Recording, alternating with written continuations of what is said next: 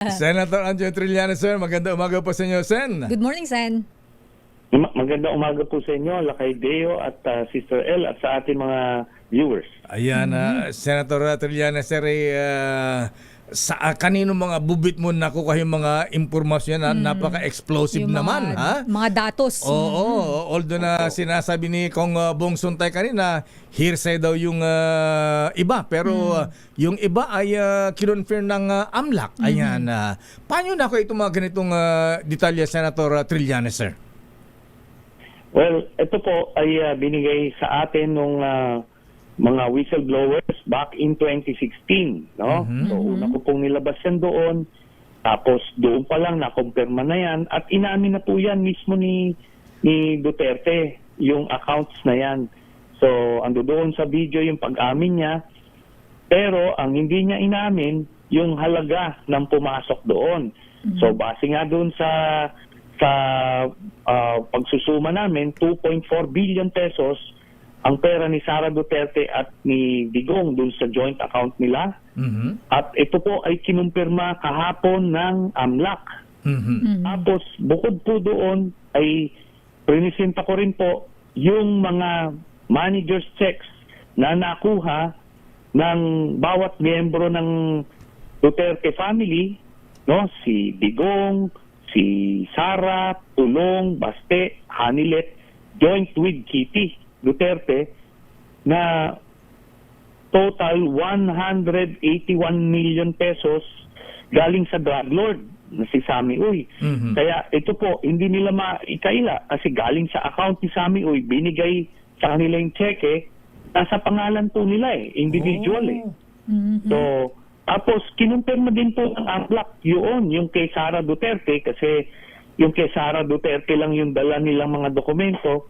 Kinumpirma nila yung tatlong transaksyon nakakuha si Sara Duterte ng 22 million pesos noong 2011 to 2013 habang siya ay mayor ng Davao City. Galing ito sa drug lord. Yan po yan. So, na-trace talaga na yung perang i-deposit sa accounts nila, Senator Trillanes, sir, ay galing dito kay Sammy Uy. Opo. Galing kay Sammy Uy, sa account po niya Galing Oo. O tapos, kinumpirma po ng AMLAC yung tatlong transaksyon na kay Sara Duterte. So, sample po yan. Random sample yung ginawa nila kahapon. So, 18 na sample accounts galing doon sa mga dokumentong kinuha ko, yun po ay kinumpirma ng AMLAC lahat. 18 out of 18. Ayan. Isa pa po, paano daw malalaman ko nagali ito sa drugs? Sabi ni Kong Bong Suntay kanina, meron daw ba kayong personal knowledge? Dahil kung wala daw kayong personal knowledge, ito daw po ay hearsay, Senator Trillanes, sir. Yan na lang po ang ipresenta nilang depensa sa Senado. Pero ito po, in-establish na ito si Sammy Uy, drug lord na kapartner ni Michael Yang, Charlie Tan, at ni Duterte. Tapos ito nga po ay makikita nyo, ang tanong dito, bakit siya nagbibigay ng dividendo every 6 months? Wow. No? Kasi, may pattern, makikita nyo yung pattern. Opo. March or April, birthday pa nga ni Duterte. March 28, ang bigayan ng dividendo. Tapos October. Bakit ka nagbibigay? Sino ba itong Sammy Uy nito? Bakit ka nagbibigay ng dividendo na 40 to 50 million every 6 months sa mga miyembro ng Duterte family? So, makikita nila, wala naman mo itong negosyo na deklarado na magbibigay ng ganyang kalaki. At remember, 2011 to 2013, itong mga cheque na ito Pero pag nakita niyo yung the rest of the documents, ang pattern ganon. Ang pasok dun sa bank account ni Sara Duterte at Digong ay tuwing Abril din at October. So, yun na yung pinanggagalingan po nun. Parehas din. Itong si Sammy Uy, Senator Trillanes, sir, andito ba sa Pilipinas yan? At matagal na ba rito yan? Palagay ko, mga local, ito sa Davao. Kasi yun po ang sabi ni Las Cañas Partner itong mga ito Charlie Tan, Michael Yang, Sami Uy, sila yung pinoproteksyonan nila eh. Tapos yung sinasabi nilang canned fish factory doon sa Davao City, yung pala Shabu Laboratory na sila yung nagmamay-ari. So ito, sa mismo yung nakakakita nito. Tapos ngayon, nung wala na si Duterte, wala nang proteksyon, o yan, na-issuehan na ng mga warrant, wala na. Oho. Sen, maliban dito kay Sami Uy, dun ba sa mga ibinigay po ninyo na dokumento, ang lumalabas po kasi 18 yung transactions na confirm. Pero aside from that, may iba pa po ba na hindi, kasi randomly ginawa yung pag-check? Opo. Daan-daan po yun eh. Mahaba po yun. Pinakita ko nga kahapon. Ganito kahaba yung binigay sa amin na listahan. So, kaya ang imbis na i-check isa-isa, kumuha na lang random para lang matest nila kung totoo nga the rest of the documents. Alam ko naman, totoo po ito kasi hindi ko naman po ito inimbento. Di ba? Hindi naman ako maglalakas loob na ilabas ito nung kasagsagan ng kapangyarihan ni Duterte. Kung gawa ko lang po yan. So, yan po yan. At kinonfirm ng AMLAC. Yan ang okay. Senator Trillanes, sir, sa ganitong sitwasyon ikaw ay naging judge na sa impeachment court eh. Ayan, naalala ko eh. Kayo ba ay pwedeng ipresenta, ipatawag din sa impeachment trial, Senator sir? At willing ba kayong humarap doon? Opo, mukhang ganun po ang mangyari. Nasabihan ako na kung tutuloy ito ng Senado, ay magtitistigo rin ako sa Senado. So, yan po yan. Ako rin, yan din po ang ipepresenta ko doon. Tatanungin nila ako. So, ganito po ang ipepresenta natin. So, Ayan. as witness. As witness. Senator Trillanes, sir, veterano ka sa impeachment. Ayan, teka muna.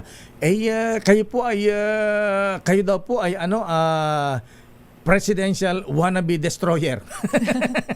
Kasi si Binay, kayo rin ang nag-expose din ng mga kontrobersya, mga anomalies, kaya hindi tuloy naging presidente ang Jojo Binay. Ngayon naman ay si VP Sara.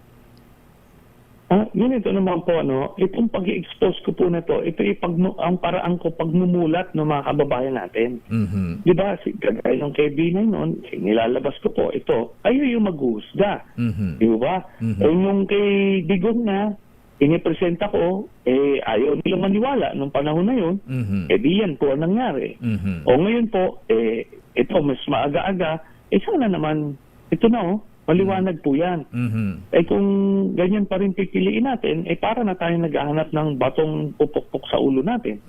Di ba? Marami naman dyan. Pumili naman kayo ng maayos-ayos para umayos din yung pagpatakbo ng ating bayan. Kayo po ay alam po nyo ang komposisyon ng Senado, Senator Trillanes, sir. Marami po ang nagsasabi na baka daw po hindi makuha ang 2/3 vote at baka hindi makonvict ang VP Sara sa impeachment trial.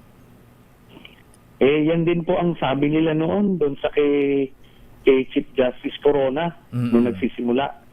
Sabi ko, ang botohan naman doon sa dulo Hindi naman ho ngayon. Kasi pagka lumabas po itong mga ebidensya nito, makikita ng taong bayan yan. Tapos, ang mga senador po, mga representante ng taong bayan yan. Kaya, mamumulso ng maayos yan. Pag nakita nilang kumbinsido yung taong bayan sa ebidensya, bakit sila lilihis doon? Ang hirap pong lumihis kasi iba dyan tatakbo ho. For election, di ba? Tapos, maninimbang na sila. So, ultimately, kagaya nung kay Chief Justice Corona, nagsimula kami na 10 lang yung leaning conviction, sinasabi nila, pero kinalaunan, 20 yung nag-convict kay Chief Justice Corona base sa ebidensya. Iba daw ang panahon ng time ni Chief Justice Corona, Senator Trillanes, sir. Meron daw PDAF. Ngayon daw, wala na pondo ang gobyerno. Well, di mas maganda ho yan. Kasi ang magiging batayan lang, yung ebidensya lang talaga. Yun po ang... hindi naman tayo kulang sa ebidensya po. Ayan. Nabanggit nyo na mas gusto yung tumakbo si Risa sa sa pagka-presidente. Siya nga ba ang mas gusto yung kung kayo po ay tatanungin, mas i-recommend nyo si Risa Ontiveros kaysa kay Mayor Leni Robredo? Ano naman po, nagpasabi na si Mayor Lenny na hindi na siya tatakbo. Sinabi niya, opisyal na, at magre-election na sa Naga. Ang aking, base sa kikilatis namin, si Senator Risa po ang susuportahan po namin. At bukod sa kwalifikasyon, kasi lahat naman yan sila qualified, no? Si Senator Bam, si Mayor Lenny, saka si Senator Risa, qualified. Pero ito po si Senator Risa, ito tumitindig po ito. Ay naglalaban niya yung tama. Di ba? Okay. Yun po yung mas gugustuhin natin na magiging presidente, yung pinaglalaban yung mga ordinaryong Pilipino at pinaglalaban yung tama. Yun po yun. Ayan. Ang Senator Trillanes, tatakbo ulit na senador. Ay, hindi na po. Tayo po ay magsusupport na lang. Para kasi importante ito eh. Ang darating na halalan, napaka-importanting yugto ng bansa natin po. Kailangan hindi po tayo magkamali. Di ba? So, doon na lang po tayo magbubuhos ng ating energy. Kaya sabi ni Madriaga, Senator Trillanes, sir, plinado kayong patayin ng dating administrasyon, ipapatay ni dating Pangulong Digong. Pero hindi daw po ito dahil marami daw kayong connection sa military. Ayan. Nabalitaan niyo ba ito na kayo ay planong ipapatay? Tama po ba yun? Ito, nabalitaan na lang po natin itong lumabas na si Madriaga. Pero prior to that, di ba, sabi rin po ni Las Cañas, sabi niya na pag-utusan na papatayin ako inutusan ni Duterte na patayin ako. Tapos nung panahon po ni Digong, meron pong 3 assassination plots din po tayong na-discover doon. Ganun lang po talaga no? So hindi naman po tayo nagkukumpiyansa, pero siguro habang may mission pa tayo dito sa mundo, hindi naman siguro matutuloy ang mga yan. Sen, last on my end, your reaction patungkol po dito sa naging desisyon ng International Criminal Court sa kaso ni dating Pangulong Duterte, yung kanya pong apela doon sa judgment on jurisdiction po na ibinasura po ng ICC.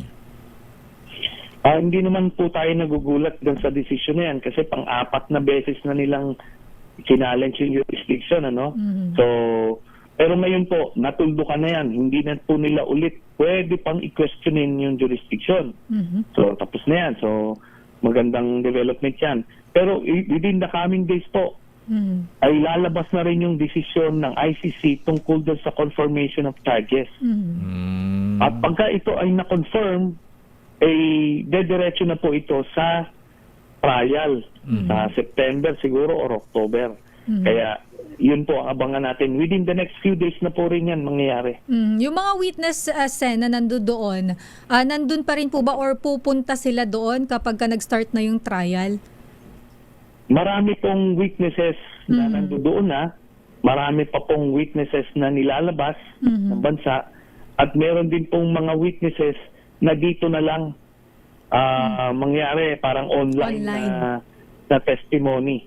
O yung mga hindi gaanong critical witnesses. Senator Trillanes, sir, itong mga accounts na sinasabi ninyo kahapon, ito ba ay naka-freeze na ngayon? Ayan, at yan ba ay hindi na mababawi ng pamilya Duterte ni na VP Sara? Ang base sa mga ni-report kahapon ng AMLAC, na-withdraw na nila ng gusto So wala na silang mga transactions nung 2025, parang ganon. So mukhang naglabas na. Tsaka nung una kong nilabas po ito noong 2016, mukhang natutunan na ni Sara Duterte. Kaya hindi siya gaanong gumagamit sa bangko. Pero itong si Mans Carpio, na asawa niya, conjugal ito gumagamit pa rin. Kaya violation pa rin po dun sa non-declaration sa SALN at ill-gotten wealth. Yan po. Senator Trillanes, maraming salamat. Magandang umaga po sa inyo. Thank you. Thank you, Sen. Magandang umaga po sa inyo. Mga kaibigan, dating Senador Antonio Trillanes IV.